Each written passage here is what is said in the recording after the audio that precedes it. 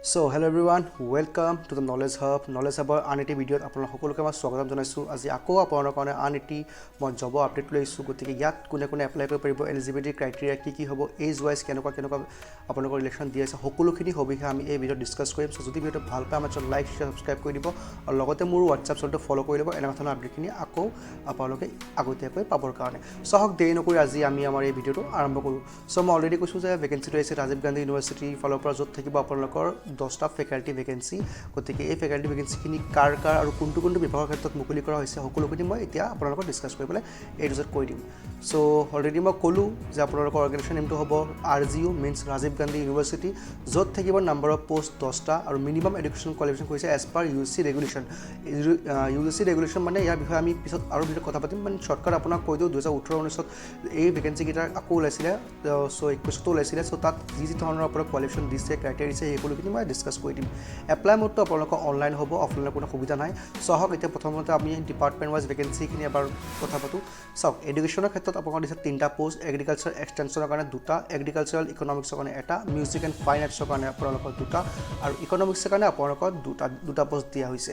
আৰু হনৰিয়াম মানে আপোনালোক কৈছে চেলাৰীটো কেনেধৰণৰ হ'ব। ইয়াক কি হৈছে, the honorarium for the guest faculty shall be ₹15,000 per lecture subject to a maximum of ₹50,000 per month as per UGC notification dated 28 January 2019। So' 2019 চনৰ 28 জানুৱাৰী যিটো নটিফিকেশ্যন ওলাইছিল সেইমতে আপোনালোকক চেলেৰিটো দিয়া হ'ব। চ' প্ৰথম কি হৈছে অনাৰী। চ' প্ৰথম কি কৈছে যে 1500 পাৰ লেকচাৰ, মানে পাৰ লেকচাৰ আপোনালোকক 1500 টকা দিব আৰু আপ টু আপোনালোকক মান্থলি 50,000লৈকে ইয়াত আপোনালোকে চেলাৰী পাব পাৰিব। এতিয়া আহোঁ এলিজিবিলিটিৰ ক্ৰাইটেৰিয়াখিনিৰ ওপৰত। চ' চাওক অলৰেডি মই শ্বৰ্ট ইংলিছত লিখা হৈছে, আপোনাক পঢ়ি লওক, মই আপোনাক শ্বৰ্টকাটকৈ বুজাই দিছোঁ।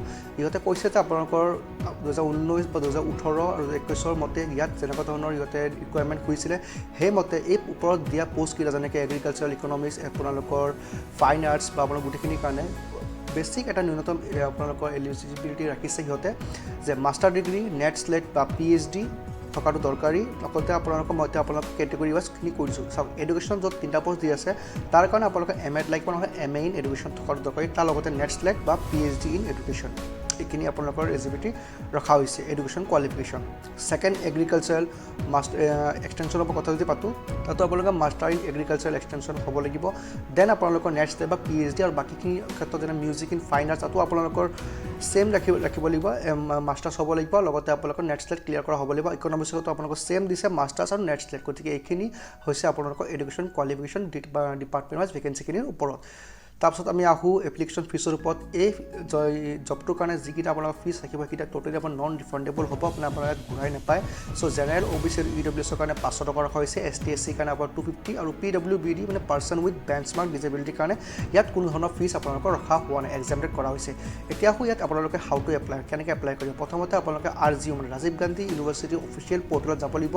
তাত গৈ আপুনি ইম্পৰ্টেণ্ট ৱেব ক্লিক কৰিব, এপ্লাই অনলাইন দেখা হ'ব, তাত ক্লিক কৰি দিব। আফটাৰ তাত ক্লিক কৰাৰ পিছত আপোনাৰ নতুন পেজ খুলি যাব।